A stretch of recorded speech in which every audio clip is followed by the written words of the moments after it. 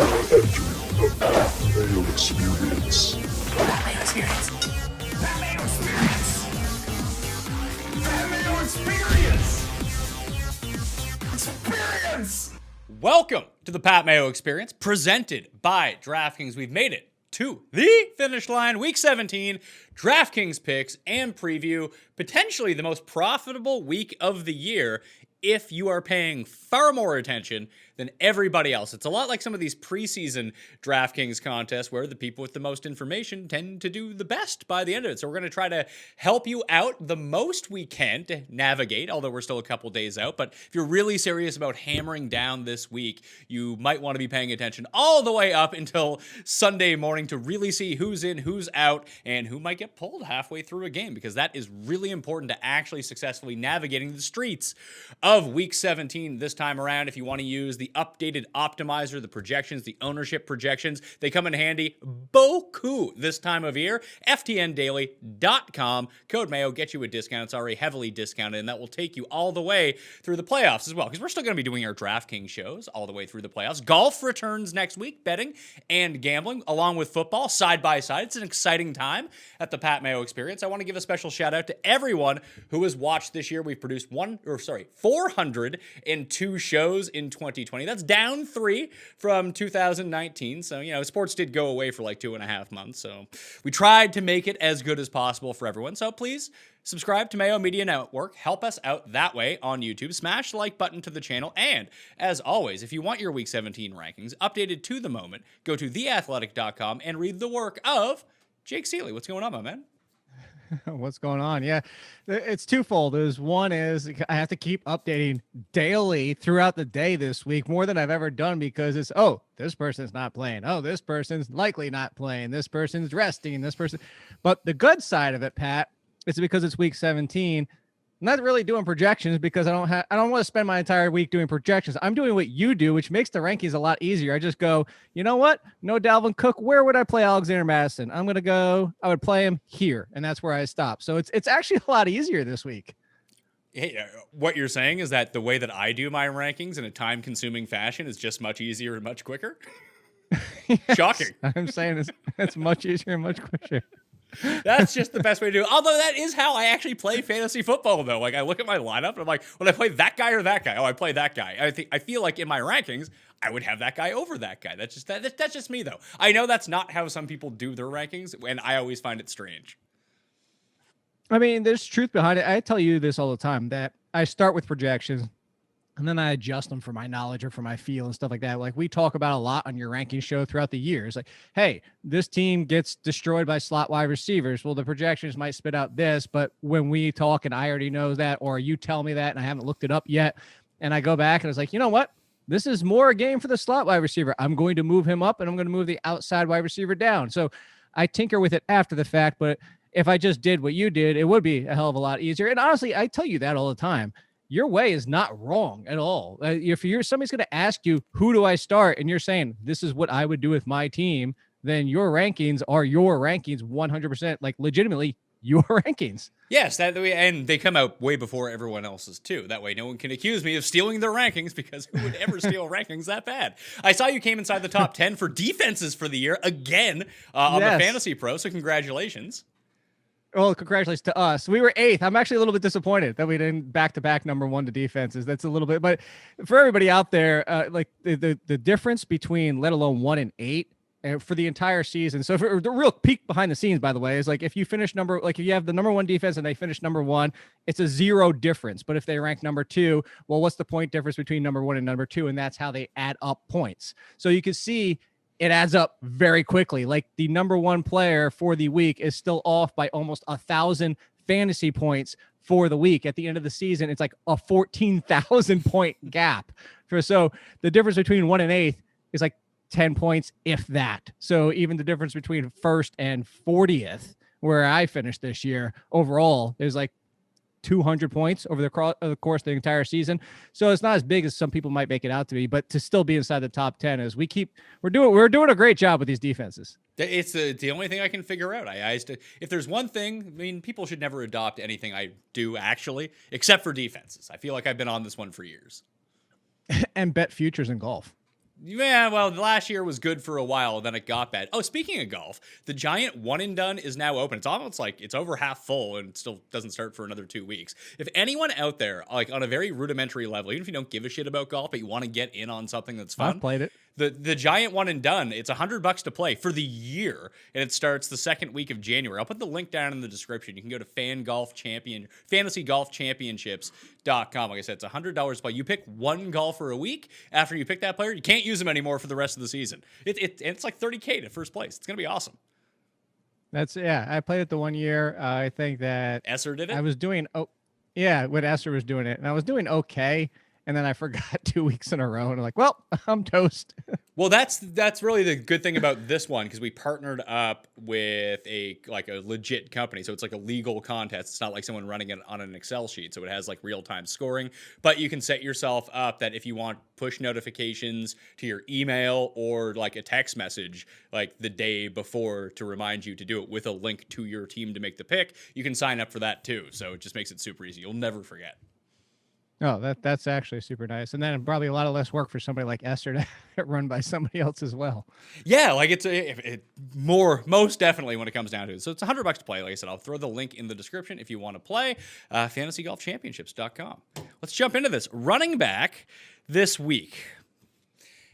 Feels like it's the easiest running back of the week on DraftKings, of the year on DraftKings, because, I mean, you can just kind of go to it right now. Like, if you want to spend up at receiver, because you know that these guys are going to play and this and that, like, I don't know if Malcolm Brown's actually going to play or not, but if he does play, it doesn't look like Cam Akers is playing, or Darrell Henderson. He's definitely not going to play. He's $4,300. Frank Gore's not playing. Ty Johnson was awesome last time that Frank Gore wasn't around. He's playing the Patriots, who can't stop the run. He's $4,300. Yep. David Johnson, like they're going to play. He's $6,800. He's been fantastic. You could play David Montgomery, although he's expensive. Like, who else is cheap down here? Let's see. J.K. Dobbins is reasonable, even though Gus Edwards is probably going to take the goal line. Yeah, I mean, our guy, the O-Dog. Jeff Wilson. Oh, Ogumilale? The Goon. Yeah, the Goon. He's $4,500 in this matchup. Like, he played so many. I was stunned at how many carries he got last week. I was too. And the fact it wasn't just how many carries, the fact that Zigbo got one in that game. So that's on top of it. Jeff Wilson's still 6,000. And at this point, there's nobody else that he really uses in that backfield.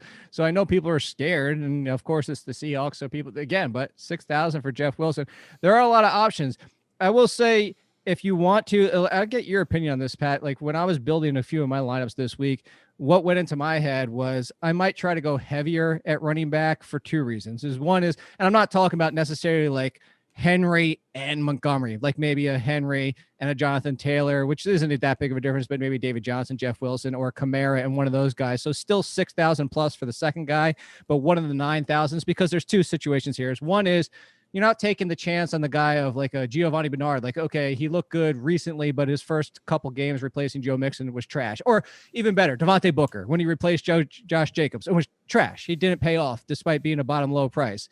So maybe the Malcolm Brown situation goes sideways. So you're not dealing with a question mark situation at running back. And the second part is you automatically differentiate your lineup because there are so many savings that people are probably going to shy away from Kamara and Henry as a whole to begin with.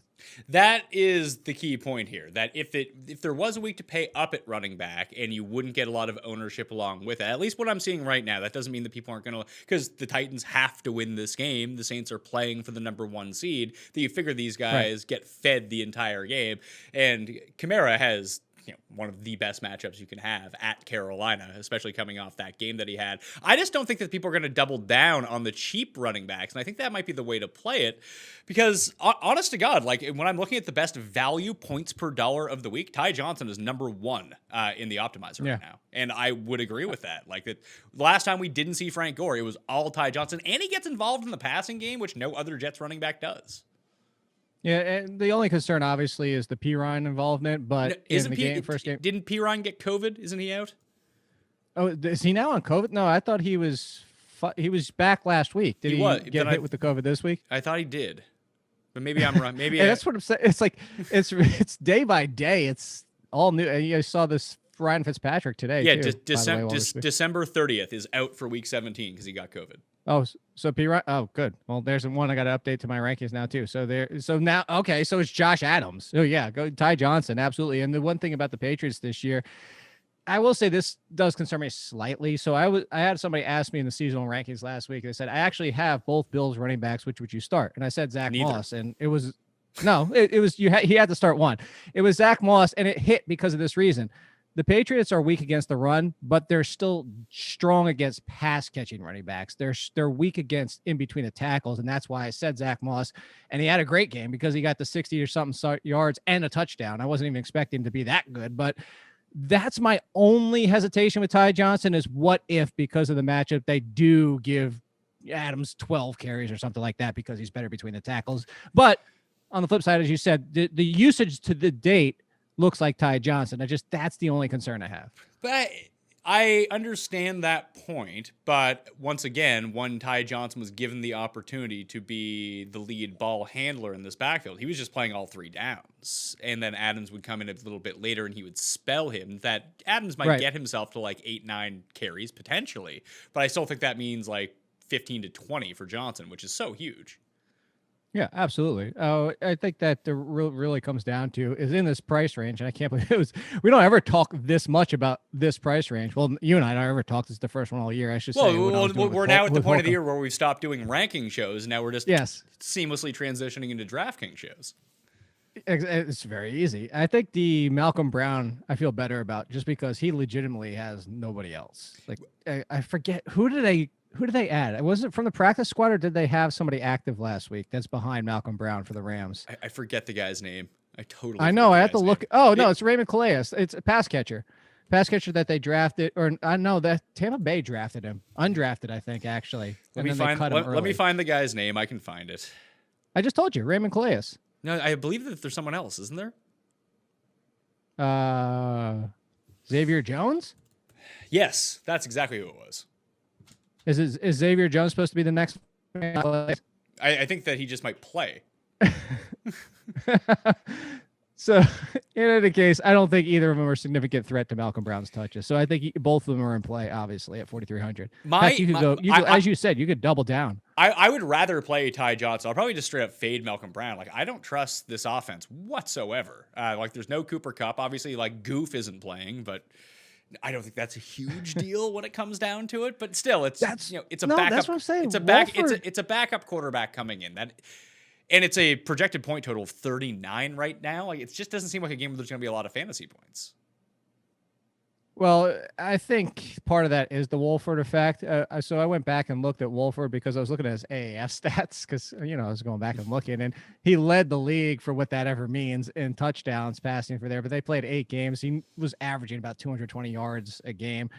But the one thing is, if you go back to 2019 preseason, he looked decent. Now, he didn't look amazing, and it is preseason. You're playing against second string, third string teams are trying to figure out their defense, make changes, and I'm not putting a lot of weight into the preseason.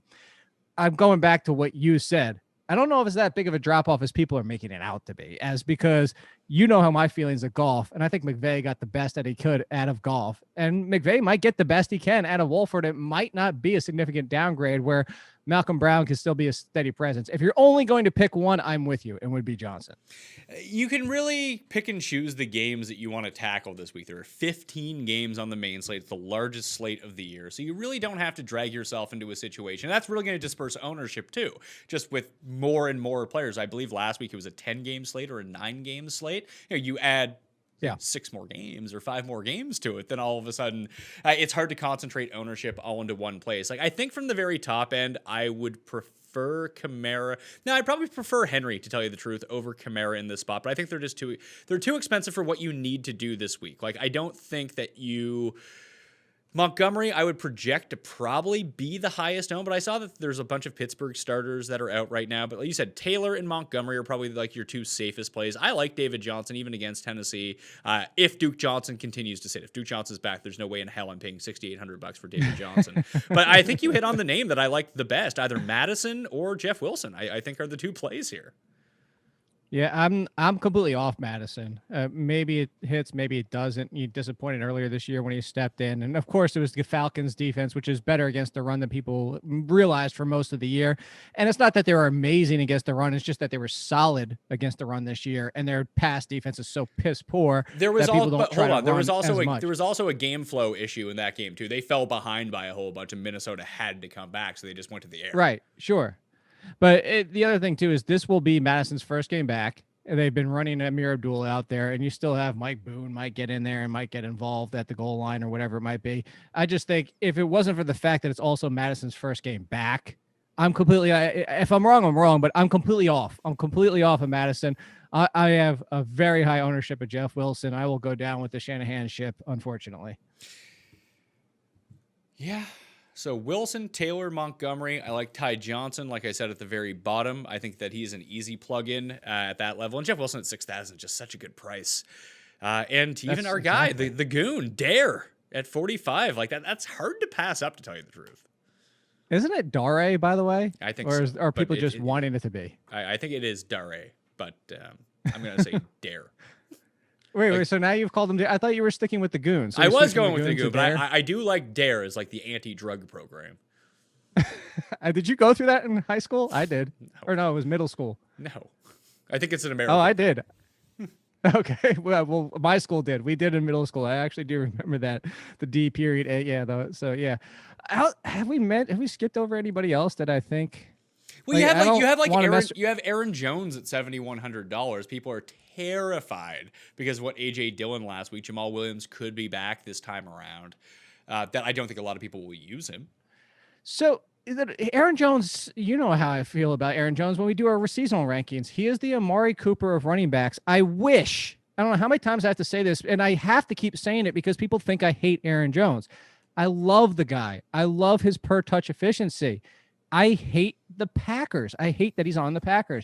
Put him on another team, get rid of Jamal Williams, get rid of A.J. Dillon, just get rid of other options, and he would be a top 5 running back. But he's Amari Cooper because one week he's top 5, the next week he's 25, just because they will not give him a full week in and week out bell cow scenario. So in DFS, I am always more interested in Aaron Jones than I am in seasonal. And because of what you said, because Jamal Williams is coming back, because A.J. Dillon just did what he did, and now it's because it's a worse matchup this week, people are off him. So this is where he comes interesting to me. The one I was going to say a little bit lower, that wasn't the name I was going to bring up. I was going to bring up Josh Jacobs. I'm worried about the Raiders in general because Derek Carr's been banged up and missed time, and I know he's practicing a full. Same for Josh Jacobs, but they've both been banged up and missed time. If they tweak anything early in this game, they're done. Those are the teams with nothing to play for where you have injuries coming in or players like Austin Eckler. I'm legitimately concerned Austin Eckler doesn't play the full game. Like those kind of players I would stay away from.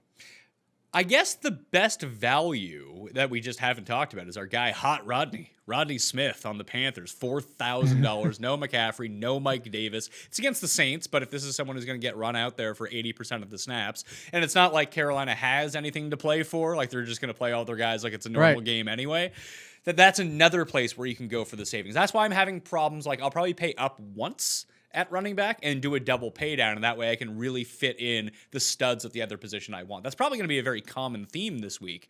But at the same time, like if I just don't use Malcolm Brown per se, and I think that he'll probably be the highest owned of these guys, and fade something like the Kansas City situation where, no Edwards-Helaire, no Le'Veon Bell, but is it really going to be Darrell Williams, or does he end up getting yanked at some point? Do we trust this offense? Darwin Thompson? Is it Darwin Thompson, or is it someone we don't even know about yet, or is this offense going to be any good? I'll just stay away from any situation where I don't.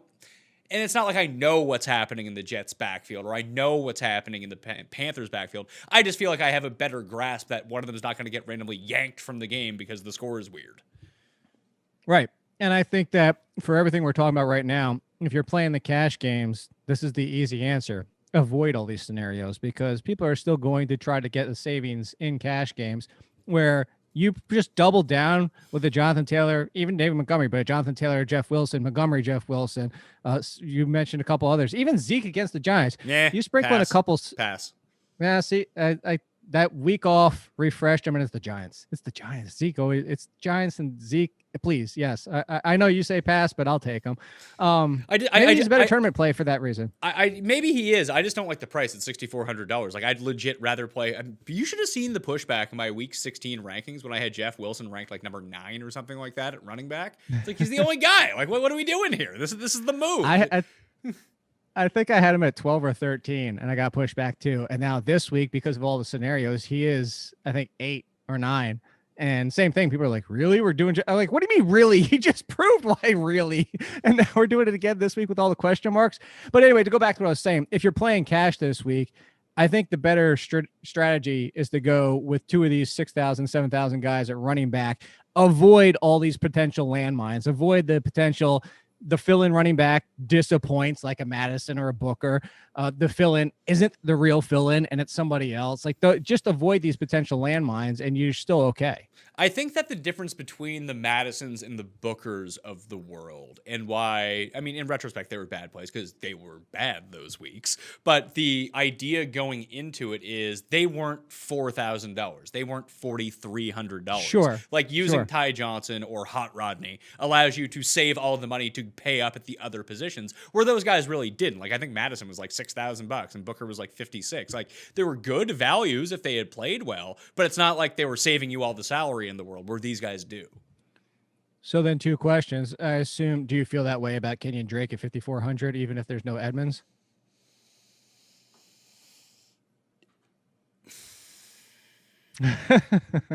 Chewing on that one. I'm trying to think. Like, I understand the play. I think I'd rather save the $1,000 and pay down to Ty Johnson. I would. Okay. So that's why I threw it out to you, is because he's sitting there and Edmonds is missing practice again. Put it this way: the other one, if it was if we just say like right at $5,400, like if it's Gio Bernard and Kenyon Drake, like you have 54 average remaining salary left for a running back and a flex or something like that. And we'll talk about receivers in a second, but if it was Gio Bernard and Kenyon Drake, and those are the 2 guys that I could play this week, or I could pay down for Rodney Smith or Ty Johnson and get up to Jeff Wilson at 6,000, that's the route that I would prefer to take in this circumstance. Okay. Yeah, I think that makes a lot of sense. So to go a little bit higher than the 6,000, the one name we completely skipped over, DeAndre and Swift. I'm only bringing, no, $200 more. $200 more. The gas can. Yes. I just, only because I know a lot of people are going to be asking what you guys didn't mention, Myles Gaskin, and the Bills defense has been susceptible the entire year. We had the news of no Fitzpatrick and it's Tua. Are you in on Gaskin against the Bills? No, just that entire price range. Like, and I like Gaskin fine. Like, if it was a season long league, I'm just trying to think of where I'd have him ranked. I'd probably have him ranked at like 11 or something like that. I think he's a fine play. I like him better than Dobbins at $200 more, but I have him at 12. If there's no Duke call. Johnson, I would prefer spending the extra $300 on David Johnson. I just objectively prefer Jeff Wilson, who's cheaper anyway. And I'd probably still roll the dice on Madison at 6,100 against the Lions, just in case he's the guy. That is a defense that you can absolutely trample. And the Bills defense has been a lot better like the past 3-4 weeks, ever since they got their linebackers back, even against the run. Sure. What about, I'll give you one more name we haven't mentioned because he disappointed last week. And this is something I just do personally. It's not just seasons in the season to take the people that burn, or the players that burn people, because those are where you find the trash values. I call it dumpster diving, whatever you want to be. Everybody was on him last week as a top 10, 12 RB1 play. Disappointed Melvin Gordon if there's no Philip Lindsay again. Once again, similar to the Kenyon Drake situation. He's just in that price range where I would just prefer to pay down. I see no real difference. Agreed. I see no real difference between him and the guys that are $1,000 cheaper.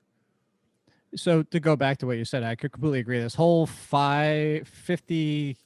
Well, Wayne Gallman's just out altogether. I'm not even screwing around with that. Yeah, like, but basically, this mid upper $5,000, just stay away from it. I'm scrolling through the $5,000 right now. Is there any $5,000 running back that I would actually play?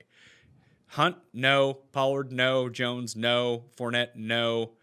Le'Veon Bell, obviously not. Melvin Gordon, no. Latavius, unless Kamara somehow is out for this game, then I would be playing all of the Latavius Murray. Gio, no. Drake, no. What if we get a game day healthy and active of Fournette again? No, not even though. Like, who would you prefer to play? Would you rather play Ronald Jones at 59 or Jeff Wilson at 6,000? Oh, Jeff Wilson. No question. I just, again, throwing it out there for conversation. I think the answer is what we've already said. There's nobody in this $5,000 range that either you or I mean, somebody out there listening to be like, you're crazy, but nobody here, even because to go back to it, the best one in this range is Kenyon Drake with no Chase Edmonds. But to go back to your point, why not just save the $1,100? Like, it doesn't feel like a necessary play. True. And listen, Drake could score 3 touchdowns in this game and he can absolutely break the slate. That's not what for the viewers, that's not the point that we're trying to make. It's just when you assess these two options side by side, you have this one that's $1,400 more versus basically the same guy who's $1,400 less. Give me the cheaper guy because I'd rather pay up for Devontae Adams. You know what I mean? Did you ever? Yeah. Did you? I do have, by the way, Aaron. The one lineup I pulled up for doing this show, I have Aaron Rodgers and Devontae Adams. And the interesting thing about it is because Aaron Rodgers isn't even that expensive, but when you add a 7,000 plus and then Adams at 9,200, the rest of my lineup, my most expensive player is low 6,000. It's just you really now I can swap. Could you double pay down at Kittle out? Could you double pay down at running back?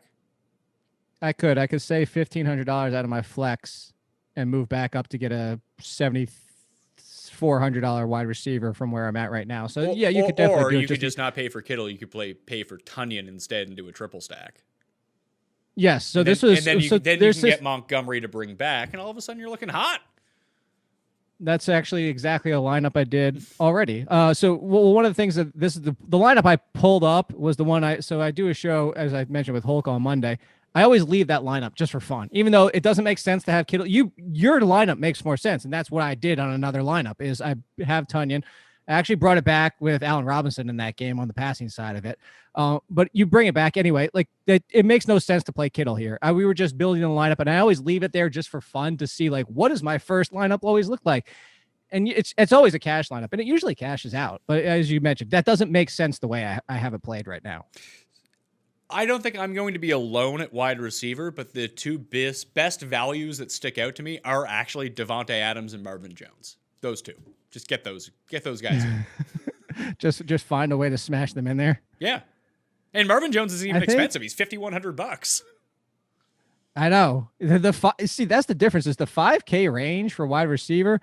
There are a lot of options. I actually started one lineup at wide receiver and I pulled out 3 guys because like, ooh, wait. No, I kind of like, oh, wait, no, kind of like this guy. Like, there's a lot of options I'm enjoying this week, and I don't even care about going right back. So, you know this, Pat. There's 2 perceptions that people will have out there is to go back to the burn thing. You'll have people that won't go back to a player that just burned them the very next week, and you also have people that don't go back to a player that just hit because you're like, oh, what are the odds that he hits 20 points 2 weeks in a row? I bring that up to say I have no problem going back to Jamison Crowder. I think Jamison Crowder, time and again, is the number 1 wide receiver. Yes, there are some games where he doesn't hit, and no, I don't expect him to throw for a touchdown. But at 5,000, Jamison Crowder against the Patriots, the Jets have proven that they're just going to keep trying to play and do stupid things, as miss out on Trevor Lawrence. Jamison Crowder, I think I'm just a stan for Jamison Crowder. That's twice this year I said stan to you. Yeah, I know. And you know how much I really dislike that term. I do like Jamison Crowder. I would much prefer to have Marvin Jones at 51. See, but I have them both. So that's really that could work. But I want to play Ty Johnson, so I don't think Ty Johnson and Jamison Crowder don't super correlate all that well. Not that you have to correlate your lineups, but that's a no. Well, there was that one lineup a few weeks ago. Remember, it was the Millionaire Maker, wasn't it? Where the one where he didn't bring back anybody on the other side of the passing game. He had a defense going against his running back, or no, he had running back going against running back. And then a defense facing one of his wide receivers, and then didn't bring back his wide receivers on his quarterback. Remember seeing that? It was a few weeks ago. I do, and there's always going to be outlier lineups every single week when you look at which if you're going to run, let's say, I think the Millionaire Maker has like 170,000 entries in it. Yes, the top lineup is probably going to be something that's a weird outlier, but sustainability week after week after week, right, trying to correlate your points together is a more optimal strategy than just randomly picking guys. Oh, 100%, 100%. I'm just bringing that happened 1 out of 16 weeks where it's just so stupid like that it worked out. I actually think it's probably happened more than once out of the 16 weeks. Really? A lineup like that has won the Millionaire Maker. Yeah, there's been a couple like double tight end lineups that have done it. Guys going against their defense. I mean, that's a few not times. terrible. No, it's not. But at the same time, like the whole point of trying to play one of these giant contests is to maximize the efficiency of your lineup so that if it does hit, you're definitely going to score more points than everyone else. And what's the best path to that? And doing a thing like a triple stack with the bring back and, not playing a non-pass catching running back with a quarterback. And that could definitely pay off. There are points this year you could have played both Tannehill and Derrick Henry, despite the fact that if one of them scores, that means the other one does not get fantasy points. But sometimes they score enough points, and in a certain week where Tennessee scores more than everyone else, that it's just worth it. Yeah. And I could definitely, the one good thing about that specific scenario is Ryan Tannehill, in every game that Derrick Henry had 14 or more points, he had 17 plus in all of them except for one. And in that one, he threw for 300 yards. They just kicked 1 billion field goals in that game. So there's a lot in this, actually, even in the sub 5,000 range, where I think you can. Now, I'm not going to try and double down and pay down twice for these guys, but Zach Pascal, I know there's another one that just hit that people might know he's not going to hit again. But if there's no Michael Pittman and it's the Jaguars and the Colts have something to play for, they're trying to get into the playoffs. Pascal's in play. I think if Boyd is back, the Ravens, to go back to what we talked about at the top of the show, slot wide receivers against the Ravens. If Tyler Boyd is back, if he's not, Alex Erickson, 6 of 6 last week for 80-something yards, playing out of the slot at $3,300. And then, I like Rashard Higgins. He's at 45. I think there's a lot of in play. What was there? There was one more. Oh, everybody's for the situation with the Chargers. Everybody's like, Keenan Allen looks like he's not playing. And Mike Williams looks like he's going to play and be the number one again, but he could leave early. And everybody always gravitates to Johnson because he had the big play for the touchdown. It continues to be Guyton is on the field more, running more routes and seeing more slot work. I'm going Guyton. I don't know about you. I went Guyton, Parham, and Herbert last week. That was one of my. It was a cheaper stack because I think Guyton was like 33 and Parham was 2,500. Did not hit, but they were both on the field a ton. I think that Justin Herbert needs like 335 passing yards to break the all-time rookie record in a game where like Kansas City's not going to be trying. They'll be trying. The guys that they put on the field will be trying, but it seems like there's incentive to go to the passing game more. I mean, it makes Anthony Lynn feel really good amongst his players that he's out there trying to get them records and everything like that, that they're going to give them an opportunity to do that. That's actually a stack. Is Hunter Henry playing? Still up in the air. So if, Allen doesn't go and Hunter Henry doesn't go, I'll probably run that stack back again. I'll give you one to pivot off of that stack, though. Why do I need to pivot off of that stack? I like that stack. No. Not the person in there, not Parham. Steven Anderson. Steven Anderson was doing more. Steven Anderson did more. Parham played more. Right, but Parham's being asked to block more because Steven Anderson can't block. Because Steven Anderson can't block. That's why the Texans, he's kind of a Jordan Reed-ish receiving type tight end, but similar to like Evan Ingram and guys like him, can't block. That's why the Texans were just like, screw it. We've got 18 options just like you, and some of them can actually block. See you later. So that's what I'm just saying. He's min price. If you're going to go down that far, I would rather go for the guy that I know is going to be running routes every single time he's out there. So if we talk, the only one I like, here's the thing. I don't think that you need to pay down at receiver this week. That's one of the reasons why I like the double pay down option at running back. Higgins is really the only one I like in that $4,000 area. Like, you can give me Erickson, you can give me Guyton, you can give me, who was the other one you said? Totally forget. Zach Pascal, Tyler Boyd, and these type of guys. I would rather play with mid to elite receivers this week and play with shittier running backs, but that get volume versus the opposite in week 17. And I'm with you. I'm just throwing out options in case people are going the other direction. Because you mentioned it already too, and you can do both. Honestly, at 5,100, you said Marvin Jones. If you don't play Marvin Jones, I mean, you don't have to do 90% of your lineups with Marvin Jones, but at 5,100, he's just such a smash spot there. I mean, even if you wanted to say, well, at 5,100, Russell Gage is there, and I know I would still go Marvin Jones every single time. But Russell Gage, the one thing about Tampa Bay is they've been very weak against the pass in the second half of the season, and a lot of the receivers doing work against them have been doing it in the slot too. A lot of touchdowns coming from the slot wide receiver. There's in play there. If no Robbie Anderson, Curtis Samuel's still only 5,300. You can hit on 2 here and even double down and play a receiver in your flex on DraftKings, which usually pays off better than a running back, depending on the situation. And you could go to DJ Chark at $4,900 if you really wanted to. He's still $4,900. He's finally just had a good game too, and it wasn't even that great of a pass. The catch he made was amazing. Yes, it was. It was a terrific catch. So yeah, DJ, there's a lot in play, but I think as we're talking it through, do you want to use any of the Chiefs receivers? Because Mecole Hardman is a really nice price. I don't want to use him though. No, because he might not play the full game because they might say, why risk him? And they're also playing with Chad Henne. Hey, what if it's Byron Pringle game? I mean, honestly, heir to the chip once you pop, fortune. Can't stop. Yeah. So I will say there's 2 other guys in the 5,000 range that I do like, because this is I know you weren't asking about them, but a similar situation. So to answer your question, no, not Gallup, but he's in play too. I wasn't even thinking of Gallup. Gallup's another good one, especially the one concern I do have with that is where does Bradbury go? Because if Bradbury just plays outside, Gallup plays outside all the time. At least Cooper goes to the slot some, and Bradbury's not going there. So if Bradbury just says, we'll take away Gallup and try to do things and double cover Cooper, I don't know which way the Giants are going to go. And it might not even matter with how their team's just falling apart day by day. So a similar situation to the Chiefs, where I'm staying away from the Chiefs, but I'm not staying away from the 2 backup wide receivers for the Steelers. I think when you're starting Mason Rudolph, that means Deontay Johnson and Juju Smith-Schuster probably don't play much. James Washington and Chase Claypool come into play for me. And I think Claypool's an interesting play at 5,700 because so many people are going to be worried that Mason Rudolph's at quarterback and not know what to expect. That I think Claypool, because he's such a boomer bust play, is an interesting piece right here. So I think that Claypool would be in play for me. And then to go back to it, Cooper at 5,900 is still, I hate Mari Cooper. You know that. But Cooper at 5,900 is in play, or 5,800 is in play for me.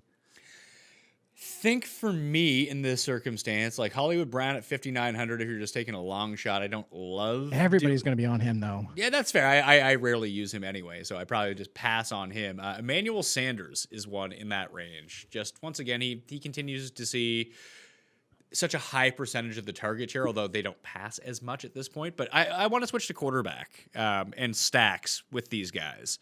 Because just looking at the 2 game totals, I mentioned the Herbert one if you really wanted to skimp out and go cheap. But if you really look at it, the best games to stack here, I think, are Houston, Tennessee, and Detroit and Minnesota. You could do the Cousins, Jefferson, Thielen stack, bring it back with Swift or Marvin Jones, or just go the other side. Use Hawkinson, use Marvin Jones, use Matt Stafford, who's playing and he's going to be healthy, and bring it back with Madison or Thielen or Jefferson or 2 of the receivers if you want, and just put all your eggs into that game basket because that game is going to have so much scoring. Are you doing that no matter not Stafford's playing? I think Bevel said today Stafford is most definitely playing. No, they said today he missed practice again. He's leading up to the same situation as last week. I thought Bevel said that there's no chance that he's going to miss. No, I think there was. No, so it is sideline for Thursday practice. That's just from Chris Burke. Our Chris Burke of The Athletic. Still no Stafford, Golladay, or Collins or Dahl. Not that we care about that. Same thing as we saw for last week with Stafford. No planned practice. See how he feels tomorrow and Saturday. And then follow up from that is it could be this. So this is where I'm getting to is if it's the same as last week, he starts the game, but doesn't even make it through the first quarter. Okay. So in that scenario, play the Minnesota side, bring it back with Marvin Jones. Yes. And I'm with you on that. I will say, if you do that, I've already built a lineup like that. The Minnesota side cost a little bit more than I expected. That's okay. Because we're not using running backs from this game. We can find the savings there. There you go. No, that's what I was going to say is and not that it shouldn't be at this point because Jefferson and Thielen deserve it. And Kirk Cousins has been playing good. But if you do that route, I have a Kirk Cousins with this game stack. So maybe you want to avoid it. But I do have a Kirk Cousins, both wide receivers. Irv Smith, as of right now, just go all in with the Vikings. And then Marvin Jones. So I have 5 people in this game. You can do what we were talking about though earlier. You can do the Ty Johnson and even Jeff Wilson. And you're still not hampered from having another 5,000 player in your lineup. All right, let's look at just standalone quarterbacks for the week. Like, why is Stidham coming up? I'm on the wrong page here. You can get tricky and use Chad Henne or Mason Rudolph if you really wanted to. Mason Rudolph's $4,300. Hey, it's the helmet revenge game. That's true. Myles Garrett smacking him in the head. Is that we're going to play a narrative there? Here's the issue with it. The flip side, Baker Mayfield has everybody back at 5,500, and the Steelers are already resting offensive players, which would point to not playing everybody on defense. And you have brought this up a ton. I've mentioned this a ton in articles. They get beat by big plays at the wide receiver. They're very good against wide receivers, but they give up. It's funny how they do it. They're really good at stopping wide receivers, but when they do give up plays, they're usually 20 plus yards downfield. So I think the Baker, Landry, Higgins play is very appealing, especially because it doesn't cost a lot at all. All right. Just we keep rolling. We didn't mention Kelvin Ridley at wide receiver. He's very expensive, and I would just prefer to find the money to get up to Adams, but I do really like Ridley a lot too. Yeah, if you can get Ridley in there, I mean, honestly, you save 700, and you might not be able to get up there depending on how you built the rest of your roster. Usually, there's ways to get around it, but I think that's in play. All right, so the one that's obvious to save even more, you're saving 1,100 from Adams, is Stephon Diggs. No. But do you have the concern that I have that the Bills might pull everybody at halftime? Yeah, I'm not using any Bills this week. Yeah, because you already lost Cole Beasley. I don't know how they play. Like, I know Bruce Arians already said the same thing for Tampa Bay, that they're playing their starters. Yeah, but they need to win, though. For what? If they lose and the Rams win, they get bumped from the 5 to the 6, and then all of a sudden they're not playing the winner of the NFC East. They're playing like Green Bay potentially. No, but they have to. So yeah, they have to. They have to win. They're going to play all their. Into your mind? Yeah, I know. Yes, the fact that you could go on the road and be like a 7-point favorite versus going on the road and being a 5-point underdog, like it's worth playing for. It is. I don't know. It's because it's not just do they pull them for health reasons. It's like look at last week. They're up. And I know I make this argument all the time. Well, if you're already up and getting yanked in the third quarter, you already did what you needed to do. If Brady doesn't come out for half in this game, it's because he's thrown 5 touchdowns.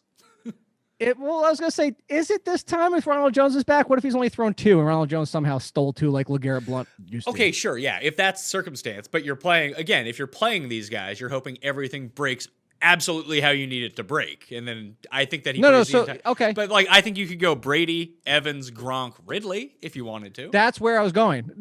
I'm glad that. Thank you. My next question when you jumped in was going to be, if you do go the Brady route, do you go only one wide receiver and keep it a limited stack? Yeah, I think you could do a skinny one with, I think Evans is the way that you want to go this week. They're trying to get him to it seems like Arians is really dead set on the threshold of getting Evans to become the first receiver in history to have 7 consecutive seasons of 1,000 yards to open his career.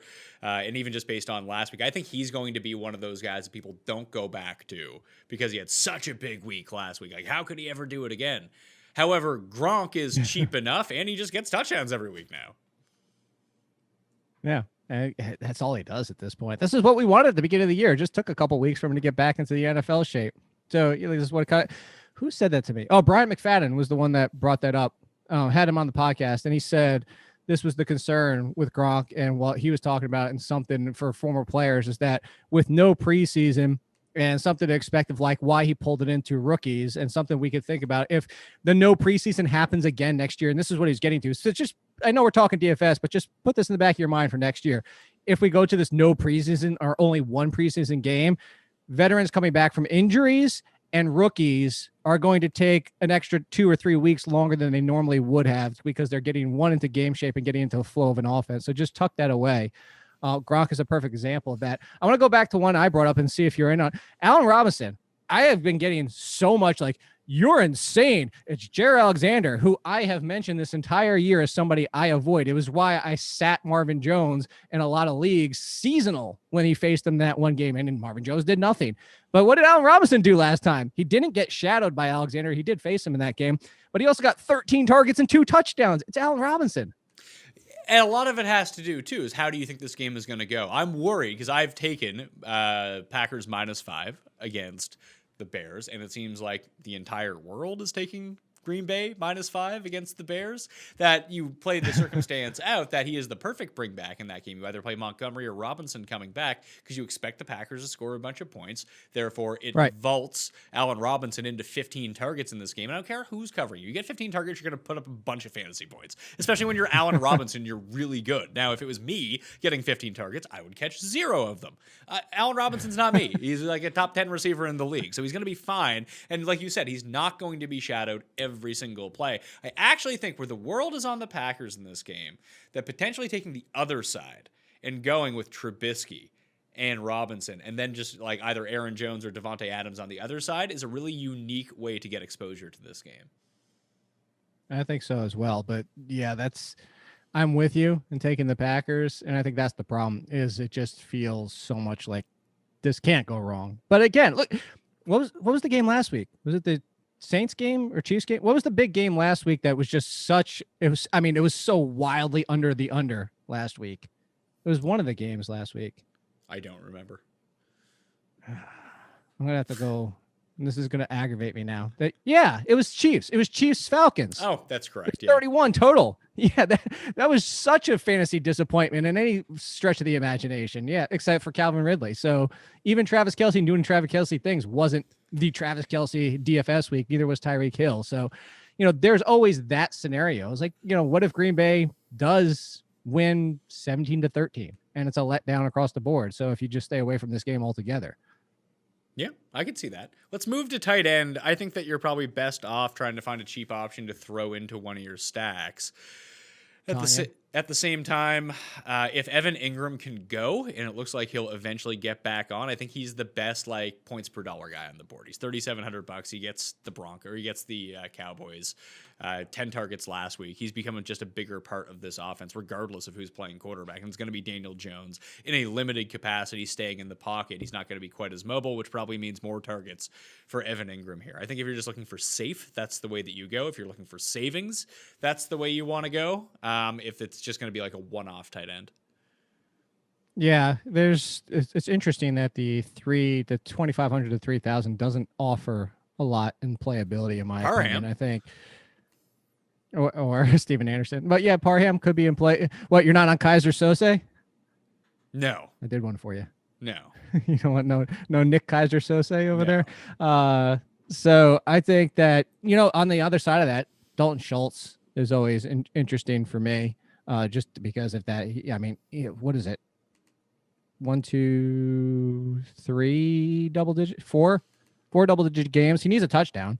But if he gets a touchdown, he hits double digits, and at 3,000, that's 4 times value right there. So if you want to, but what's the difference in price? What was Evan Ingram's price? I didn't even see him. 37. So yeah, if you need the $700, yeah, I don't think that you'll need the $700 this week though. I'd rather just pay down at running back. Well, let's go back to the earlier one. If you're trying to get from Ridley to Adams, $700, I'd rather drop from Ingram to Schultz than to not get Adams.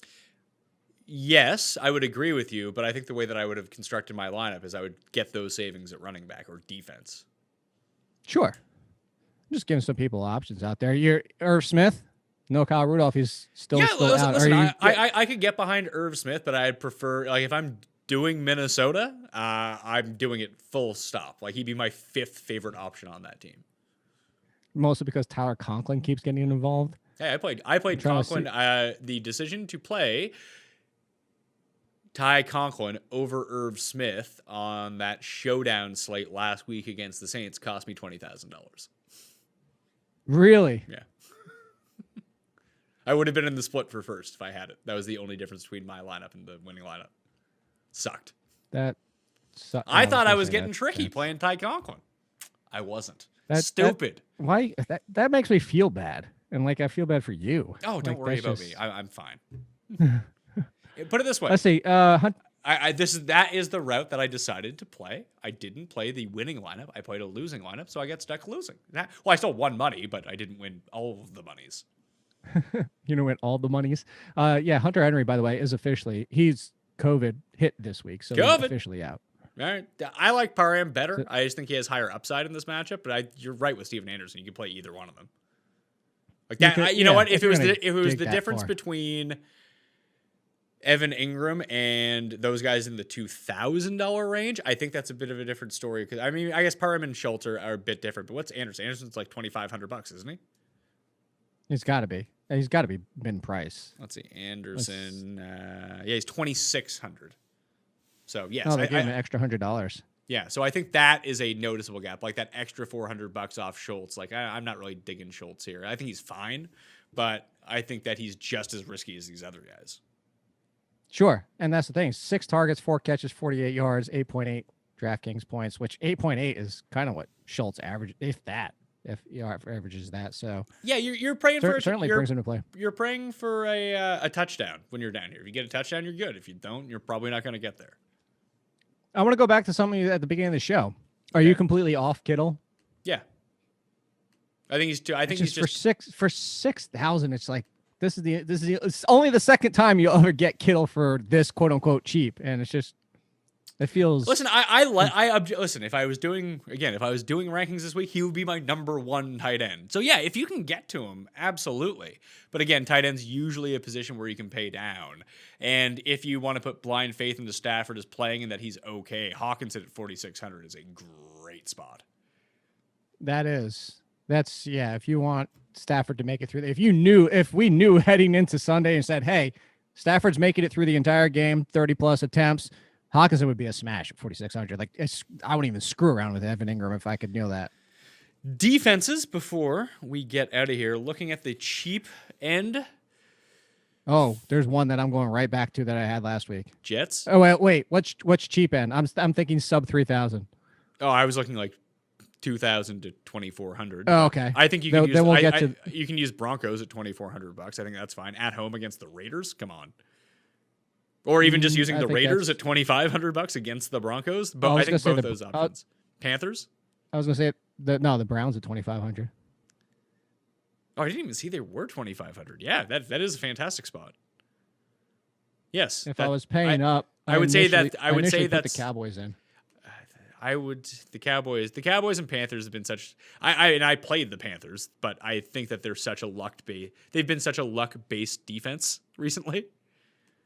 No, the Cowboys the past 3 weeks have hit double digits and had sacks, 2+ sacks in all 3 of their games, and now they're getting the Giants' offensive line and Daniel Jones, who can't run anymore. Yeah, I don't hate it. I love the Cowboys. I love the Cowboys defense. If the Bills can jump out to a lead, Bills against Tua at 32, I don't mind. No, I really like the Browns at 2,500. Yeah, the Browns at 2,500. I just did the Seinfeld thing, everybody. I was scratching my nose, not picking. What else do we have here? Jets against New England. Just New England runs too much that you're just not going to get a bunch of points that way. The Patriots have also only given up 3 double-digit defense scores to them because they run so much. Yeah. I mean, Ravens against Cincinnati, it's expensive, so I'm not going to get there, but I don't mind it whatsoever. I think a lot of people are going to be on Arizona at 2,800. But that could be another, like that again, that's such a low point total game that I don't know how much those teams take to the air. I'm with you. That's why I'm saying I think a lot of people are going to be on them, and probably while I would be off of them. Yeah, Browns probably the best, and I'd probably go to the Broncos just because they're a better attacking defense than the Raiders are. I'm gonna pay. So down. you're in the same boat as I am, as not paying up, basically. Yes. The only one I even am intrigued in, honestly, like the Ravens so damn expensive. The Colts defense hasn't been good in the second half of the season. The Rams defense Pittsburgh, at 33 could actually be a play because Kyler takes a bunch of sacks. I was going to go one more. I was going to say the Saints at 34 would be the only one I'd be intrigued in. Teddy's been giving up a ton of sacks the past couple of weeks. I don't know what's in his head, but he's staying in the pocket and staying in there. Unless he's running. Which that's the thing, is he's not all of a sudden, like he's just standing there. Yeah. He's turned into Daniel Jones. Well, that's not good. Does that mean he's going to fumble every second snap? And see, that's even the good part about facing the Giants, is if something happens to Daniel Jones, it's worse. You get Colt McCoy, and it's like, good, even better. No, see, you want Daniel Jones. Colt McCoy doesn't take enough risk. I like Daniel Jones playing against him. But he takes enough hits. Yeah, he does. Okay, fair enough. All right, man. When are you gonna have your final update for your rankings? Like day of Sunday, like inactives? Yeah. It's inactives. It's usually around 12:30. Fun times. We still have to do a show this week too. Oh boy, that's the one nice thing about being my own boss. I can pull shoot on that one. You just sit back here like week 17. Hey, I'm preparing for golf starts next week. I got some pre-production to do. That's all. I didn't know golf started next week already. Oh, yeah, always first week of January, Tournament of Champions, Hawaii. I think that's the biggest thing is it just doesn't feel like next week is the first week of January. That's true. When people ask me what I did for my 2020 New Year's Eve, I'll always remember laundry. Is that what you're doing tonight? Yeah. I can't go anywhere anyway because my wife and I got to watch the kids, and you can't Fair go enough. anywhere. So laundry it is. No, the lady I get my haircut with, I was over her place because she does it from home, safety for everybody out there worried about it. But she was like, "So what are you doing tonight?" And I was like, "That's a weird question." She's like, "You're not doing anything?" I was like, "No, I don't really." She's like, "Well, you're not going to try and watch the ball drop or what?" I was like, "Oh, I forgot it's New Year's." Which, by the way, is anybody even allowed in New York? Are they doing anything? I could not tell you. I have no idea. Were you ever a New Year's guy? I've never been really a big New Year's guy. Oh, I used to go hard on New Year's. It's just I'm not Really? I'm not young anymore. No, but I don't know because you're not the biggest socialite in the world, so I wasn't sure if that was your thing. I enjoy a nice party. I think my third year of college at our place, we had like a 200-person party. We left the hall where our friend fell down the stairs. It was great. It was a fun party. He was okay. That sounds like good times. His head went through the drywall. He just popped up and was like, ah! He was out of control, put it that way. That's amazing. Anyway. Good story. Pat Mayo Experience. Subscribe, rate, and review. Subscribe to Mayo Media Network. Follow Jake on Twitter at AllInKid and play in the one and done golf tournament, fantasygolfchampionships.com. $100 to play for the entire year. It's like $3.50 a week. You can find the link in the description, too, if you're looking for it. Thank you, everyone. The cheat sheet will be out on DraftKings Playbook on Saturday. Use ftndaily.com to use the optimizer ownership projections. Code Mayo gets you a discount, and it's already heavily discounted. If you want to play Week 17 and all of the playoff slates and the showdown slates, I highly recommend you go do it. I mean, I'd say there's no better time to do it. Week 1 was probably the best time to do it. But, hey, if you're out of your fantasy league, you want to get in on something, it's super cheap to get right now, and it will really help in circumstances like this. I'm Pat Mayo. Thank you all for watching. I'll see you next time. Pat Mayo Experience! Experience!